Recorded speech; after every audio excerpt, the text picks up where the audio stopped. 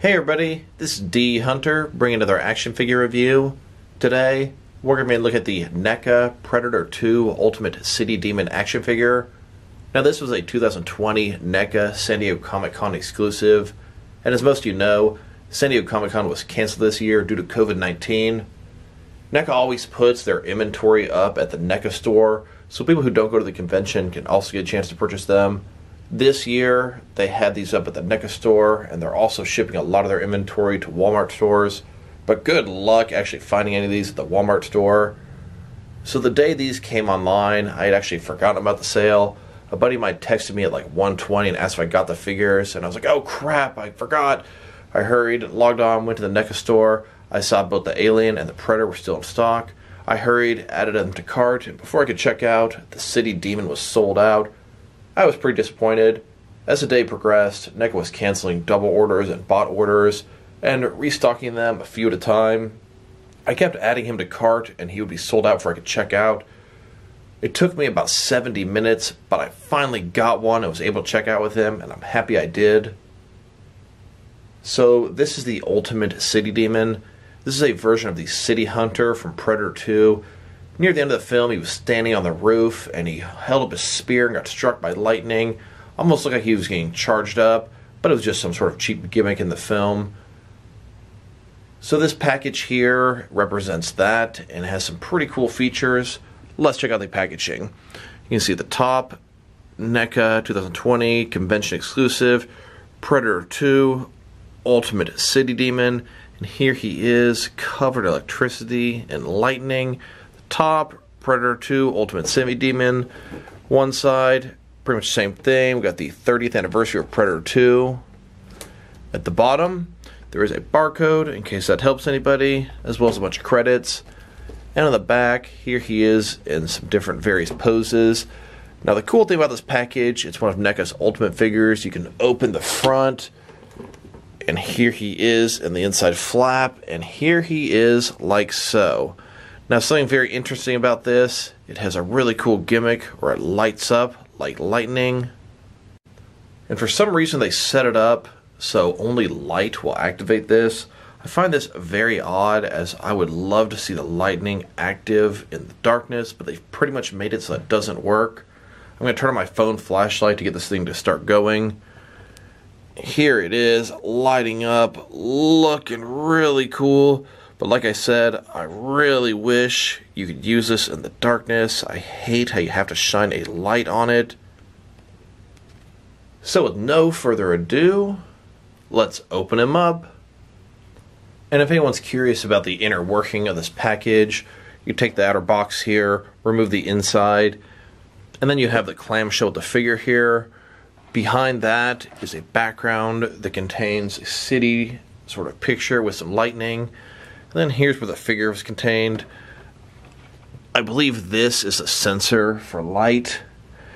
Go ahead and shine my light on it. You can see this thing sort of flashes. It's a pretty cool effect. I know a lot of people are going to be keeping this in the box to keep it like that, but I really wanted to have this figure in hand.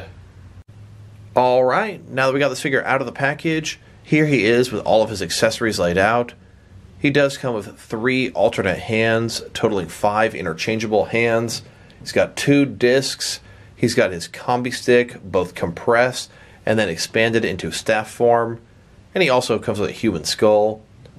But before we look at these accessories, let's check out the actual figure.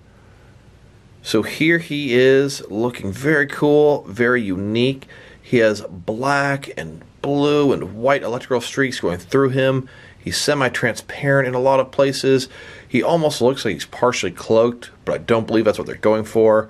He's supposed to be being struck by lightning, and it looks really cool. But you can use either one of those purposes. This figure will serve. So check out his head here. Got the black, the blue with the white streaks, and the transparent. It looks so unique. Going all the way down, see these white streaks going through him, representing electricity. I like it. Very unique paint job, and the transparent stuff is cool. I've always liked the cloaked predators. This should be the exact same sculpt as the Ultimate City Hunter, and we will check that out later in the video. And then here's the figure broken down as far as he can go, with all of his removable parts detached. Now let's check out his accessories, starting off with his hands. Here he is with his first pair of hands. These are his open, more relaxed hands. They aren't going to be able to hold anything. If you did have a removable mask, these are great for holding one of those. Here he is with his gripping hands. These will allow him to hold some of his accessories, such as his staff. And here he is with his last hand. He has another alternate right hand. It's a larger, semi-open, semi-gripping hand. Here he is with his combi stick or his staff. In the film, he was able to compress it down like this, and it's done in the same electrical colors. Then you can also make it a lot larger like this. Do be careful. I don't know about you guys, but I've broken the tips off plenty of these things over the years. Here he is holding his compressed combi stick as if he's either getting ready to take it out or putting it away. And here he is holding the fully extended staff. He can also holster the staff onto his back, and it only really makes sense to have the compressed one on there, as that's when he'd be putting it away. But if you wanted to, you could also put the full version on the back. Here he is holding up his staff on top of a building on top of Los Angeles, getting ready to get struck by lightning. Here are his two discs. One of them is a perfect circle. They both have the electric paint job to it. And the other one here is a little bit extended. He would have it in a circle, holstered on his hip. And he pulls it out, extends it, and throws it. Here's the disc, holstered onto his leg. Here he is holding his standard disc. And here he is holding his expanded disc, getting ready to throw it and slice through some people. And now let's look at his human skull. Detail's pretty nice on this thing. You can see the sunken eyes, the teeth, just a human skull, but the sculpt is nice. Here he is holding the human skull up high and proud, as if he's the victor of a huge fight. Now that we've taken a pretty good look at both the figure and his accessories, now let's check out the height of this guy. From bottom to top, he's sitting at about 8.25 inches tall, which is going to translate to about 21 centimeters. Now let's check out his articulation. So starting with his head here, can rotate from side to side, can look up and down about that much. He's got his shoulder cannon here, which can rotate at the top, and go forward and back a little bit as well. Shoulders and a ball joint, they can go out a little bit more than 90 degrees, which is pretty nice. Up, down, around, all that good stuff. Bicep cut here. Double jointed elbows. Looks like that one's a little bit stuck. This one here can go all the way in, like so. He's got his wrist computer, which is hinged. It can open up. Pretty cool. His blades, they can come in and out. His wrist can rotate around, and it's hinged as well. He's got a ball joint in his torso, can rotate around, can also go forward and back. He's got another ball joint down here, can rotate around, can also go in and out, giving him a pretty nice range of motion in his torso here. Legs are on ball joints. They can go do the full splits. They can actually rotate independently of the ball and swivel that way. Then go forward that far, back about that far. He's got double jointed knees. They can go all the way back. And then his foot is on a ball joint, can rotate around, go up and down, and it can tilt and rock as well. And a couple of interesting things about his body. He's got this sort of loincloth thing at both the front and the back, covering him up a little bit. Got to have some modesty as a predator. He's got this little satchel on one side here, and these pieces are all movable.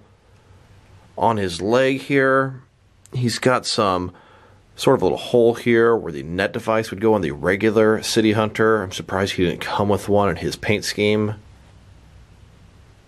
And now let's check him out, compared with some other action figures. The first figure I wanted to look at him next to was the Jungle Demon. This was the Predator from the first film, when he's semi-cloaked, his eyes are glowing, looking at somebody. So we've got the Jungle Demon and the City Demon. Here he is next to the Ultimate City Hunter. Like I said before, these are the exact same sculpt, just casted in different paint. Both are excellent figures, but I'm going to have to say I prefer this one, as he's the standard traditional colors. Here he is next to all my different City Hunter figures. From left to right, we've got the Cloaked City Hunter, the video game colored City Hunter, the City Demon City Hunter, the Ultimate City Hunter, the Battle Damaged City Hunter, which they're going to be re-releasing in Ultimate form soon, and then on the far right, the McFarlane City Hunter. Here he is in front of the entire Predator 2 Lost Clan. Now NECA's going to be revisiting this entire clan in Ultimate format, and that's really cool, except I would really like to see some new Predator characters. I spent quite a bit of money putting this Lost Clan together, and I love getting the Ultimate versions of them, but it's just a repeat of a character I already have. Now let's check him out compared to a couple of recently released Predator figures. Here he is next to the Ultimate Alpha Predator. This was NECA's 100th Predator figure and a very special release. Here he is next to a couple of Dark Horse Predator figures. The one on the left is from Batman vs. Predator, and the one on the right is a Yellow Lantern Sinestro Corps Predator. These are both last year's San Diego Comic-Con and New York Comic-Con exclusives.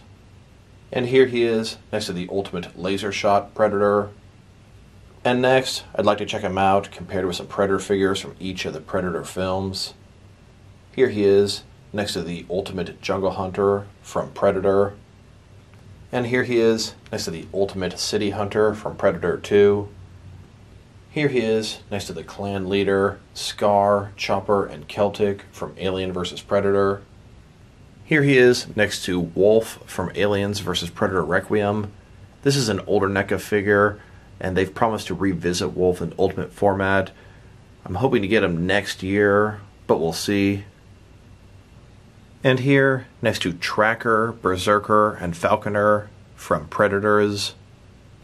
And here he is next to the Fugitive and the Assassin from The Predator. Then here he is next to a couple of Ultimate Xenomorphs. And here he is next to some Engineers from Prometheus. Here he is taking on Dutch and his extraction team. We've got Billy, Hawkins, Dutch, Dylan, and Anna. Hope to finish the other three in the near future. And here he is with some other various human figures from NECA's Alien and Predator lines. So overall, this is a pretty nice figure, and I had to work pretty hard to get him from the NECA store. I am happy that I did that. This guy looks nice, his paint job is really cool, the electricity, it really pops, the transparent effects are pretty cool as well. The only thing I really don't like about this guy is the fact that I have so many different City Hunters. Just makes me not very excited for him. If it was a brand new character, I would be crazy excited for this and all over it.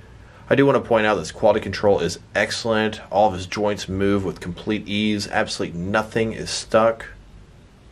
If I were to rate this guy, I'd probably give him a 7.5 out of 10. It's a very nice figure, but just nothing really super special as far as new characters go. His packaging is also really cool, but frankly, I took him out of the package, so that doesn't really serve a big purpose to me. You can't really use it for the lighting effects very well. It's a big action figure box. It doesn't look natural behind this guy. So this is D Hunter. Thank you guys for watching this video. If you liked the video, press like below. If you have anything you want to say about the video, add it to the comment section. If you want to see additional action figure reviews from me, press subscribe. I do appreciate when you do that. Once again, this is D Hunter, and I'll talk to you guys real soon.